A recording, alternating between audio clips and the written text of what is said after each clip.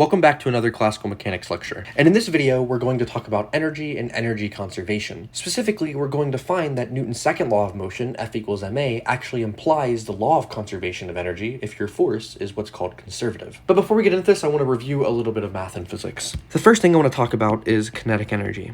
Kinetic energy is the energy associated with motion and is given by 1/2 m v dot v, which is the same thing as 1/2 m v squared. Because remember, if you have a vector and dot it into itself, it's the magnitude of that vector squared, or simply put, a squared. Once again, this is the energy associated with motion of a particle. Potential energy is the energy associated with a particle's position, and it is written as u. Now, generally speaking, we don't really care much about u alone. We really care about the change in potential energy. This is very analogous to something like altitude, right? If I tell you I'm 10 miles high, that doesn't really mean much to you unless I give you some context. 10 miles relative to what? The ground, relative to an airplane, 10 miles relative to the top of a mountain, 10 miles relative to sea level. It's very important to talk about a reference point when it comes to potential energy. And so we typically write this as u at some point minus u at a reference point, where u at a reference point is typically 0. And so this is written as u of r. We'll figure out how to compute potential energy shortly. The next thing I want to talk about is Stokes' theorem. And this says that if I take the surface integral of a curl of a vector field dotted into some area element,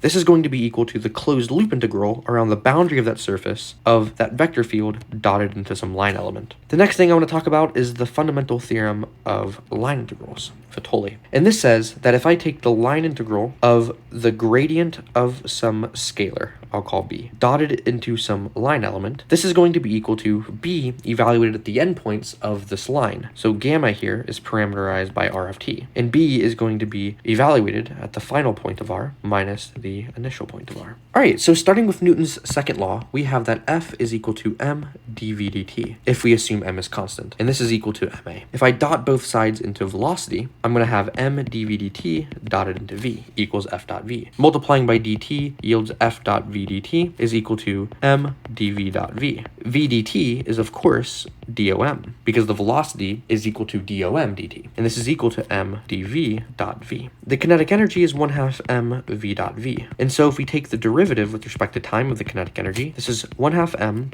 times the derivative of velocity with respect to time dotted into v plus v dotted into dv dt via the product rule. But the scalar product is commutative, so these equal each other. So we get dk dt is equal to 1/2 m times 2 dv dt dot v, which is equal to m dv dt dot v. So an infinitesimal amount of kinetic energy is equal to m dv dot v, which is the right-hand side here. So we have that f dot dom is equal to m dv dot v. Now we're going to define this to be a small amount of work, where the work to push a particle from point 1 to point 2 through a force field F is given as the line integral from 1 to 2 of F dotted to displacement. In other words, if I have a particle at point 1 and want to move it to point 2, and this particle is subjected to a force F, then this integral here computes the amount of energy it takes to move that particle from point 1 to point 2. So we have that dw is equal to dk. Now a force is conservative. If two conditions are met. The curl of the force is equal to 0. In the second, if the force is only a function of position, so it can't be a function of velocity, say in the case of linear and quadratic drag. Looking at the first condition, if we take the surface integral of both sides, dotted into some area element, the surface integral of 0 is 0, we can invoke Stokes' theorem, and this is equal to the closed loop integral around the boundary of S of f dotted into dr. And this is equal to 0. So we have that the closed loop integral of f dot dr around some loop is equal to 0. But this is the work to bring a particle from point 1 back to point 1. This tells us that the work is path independent. In other words, it doesn't really matter how we get from point A to point B, so long as we get from point A to point B. So if I have a particle at A and I want to move it to B, then I can go along path 1, path 2, or path 3. And the work to go along either of these paths should be the exact same. Another condition is that if F is conservative, then it can be written as minus the gradient of potential energy. Invoking the fundamental theorem of line integrals, we can take the line integral of both sides from some reference point, so where u is equal to 0, to a point r, of both sides. And by the fundamental theorem of line integrals, this is u at r minus u at a reference point, which of course is 0. So we have that u at some point r is equal to the line integral from some reference point to r of f dotted dr negated. Here's a formula to compute potential energy functions, which we will do here shortly. All right, so if we assume our force is conservative, then f dot dom becomes minus the gradient of u dot dom, which we know is equal to dk. But what is the gradient of u dotted into dom? Well, this is a vector partial u partial x in Cartesian, partial u partial y, partial u partial z, dotted into dx, dy dz. But this is equal to partial u partial x dx plus partial u partial y dy plus partial u partial z dz, which is defined to be the total differential of u. So we have that minus the total differential of u is equal to dk. In other words, du plus k is equal to 0. So the change in this quantity here, which we'll call the total energy, is equal to 0 if our force is conservative. This is the conservation of energy.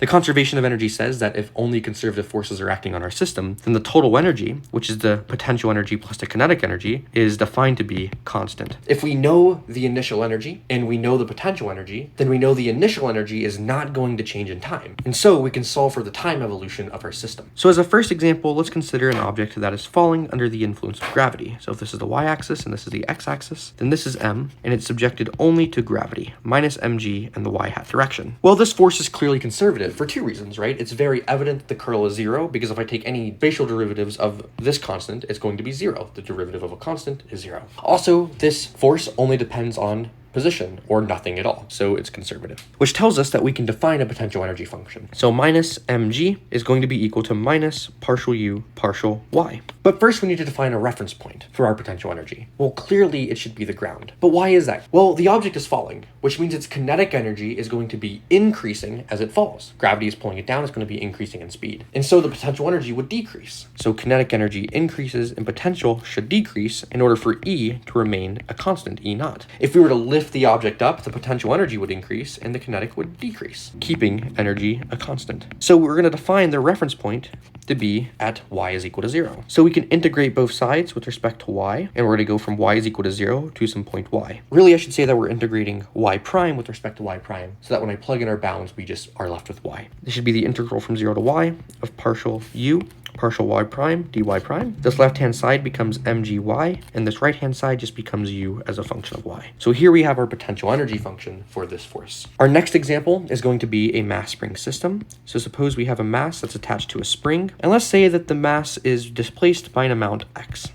Let's call this the x-hat direction. Hooke's law tells us that the force that this mass is going to feel is minus kx in the x-hat, where k is the spring stiffness, how strong the spring is. Well, this only depends on position, a spatial variable. This only depends on a spatial variable, and so we know that the curl of it is 0. We know it's conservative. So we can write minus kx as minus partial u partial x. But where's the reference point for this? Well, we know that if the spring is not stretched at all, it's not going to experience a force. And so the potential energy is equal to 0 when x is equal to 0, assuming that it's at rest at the origin. So we can integrate both sides with respect to x, from x is equal to 0 to some arbitrary point x, and likewise we really need to integrate with respect to x prime. And this is equal to the integral from 0 to x of partial u partial x prime dx prime. The left hand side becomes 1/2 kx squared, and this is equal to u of x. So here we have the potential energy of a spring. The last example we're going to look at is a central force. So suppose we have some force that's written as some constant alpha over r squared in the r-hat direction. This is a central force. Of course, this force only depends on a spatial coordinate, so it's conservative. So you can write alpha over r squared is equal to minus partial u partial r, which is the r component of the gradient in polar coordinates negated. But what is a reference point for a central force? Well, imagine two bodies orbiting each other. If they are super far away from each other, they're not really going to experience the force that they feel by each other, which tells us the potential energy should be 0 at r is equal to infinity. So integrating both sides with respect to r prime from infinity to some point r, this left-hand side is going to become minus alpha over r prime evaluated at infinity to r,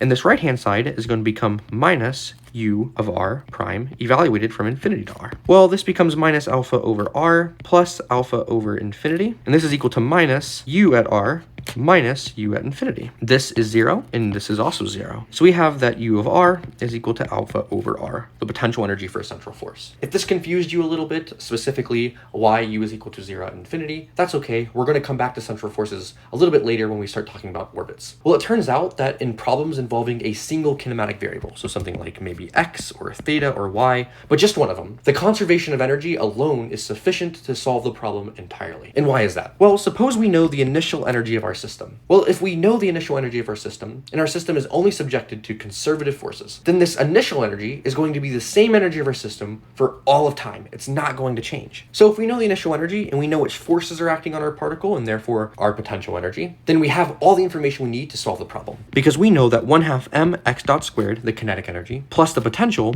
is going to be equal to total energy, which is a constant. And so we can solve this for x dot, and we get x dot is going to be equal to plus or minus the square root 2 e naught minus u over m. All I did was subtract u over, multiply by 2, divide by m, square root, and we can use separation of variables. So the integral of dx over the square root is equal to plus or minus the integral of dt. But what about this plus or minus? What do we do here? Well, depending on the problem, the sign of the integral is just going to be clarified by knowing whether or not our kinematic variable is increasing or decreasing over time. We'll see this in the next example. Suppose we have a mass located at x is equal to x naught, and let's say that the force acting on our particle is equal to kx in the x naught. Well, at x is equal to 0, F is equal to 0. And so we know the reference point for our potential energy should be at x is equal to 0, because therefore the potential energy would also be equal to 0. So u is minus the integral from 0 to point x of kx prime dx prime, which is minus 1/2 kx squared. And let's also suppose that our particle has some initial energy, 1/2 kx naught squared. All right, so maybe no kinetic energy. Maybe it's just sitting at a point x naught. Then we have everything we need to solve this problem. We know that 1/2 mx dot squared minus 1/2 kx squared, the potential energy, is equal to what? 1/2 kx naught squared. And this equation is true for all of time because energy is conserved. Our force is conservative, so we have a potential energy function and energy is going to be conserved. We can multiply by 2 and divide by m, and we have x dot squared. I'm also going to add this term over. Is going to be k over m times x naught squared plus x squared. We can define k over m to be omega naught squared, and then we have x dot is equal to plus or minus omega naught times the square root of x naught squared plus x squared. Now what about the plus or minus here? Well, our force is going to push our particle in such a way as its position is increasing for all of time. So we are going to drop the minus sign and just have the plus sign. So dx over the square root of x naught squared plus x squared integral is equal to the integral of omega naught t. Now, if you solve these integrals and you do some rearranging, what you're going to find is that x is equal to x naught cosh of omega naught t. And you can clearly see that if we have only conservative forces acting on our system and we have a single kinematic variable, then we can solve the problem entirely with conservation of energy. All right, that does it for energy and energy conservation. And in the next video, we're going to start looking at oscillators.